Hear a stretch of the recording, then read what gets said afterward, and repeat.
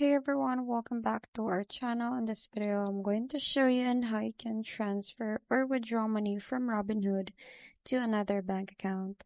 So the first thing that you have to do is open your Robinhood. And once you're here, just go ahead and tap on your profile at the bottom right. And so once you're here, just go ahead and click on this menu at the top left. And just go ahead and tap on the transfers. So from here, just go ahead and tap on transfer money. And from the from section, you click on that one. Then you choose which account you're going to be getting the money from. So you it depends on you. And on the to section, click on that one.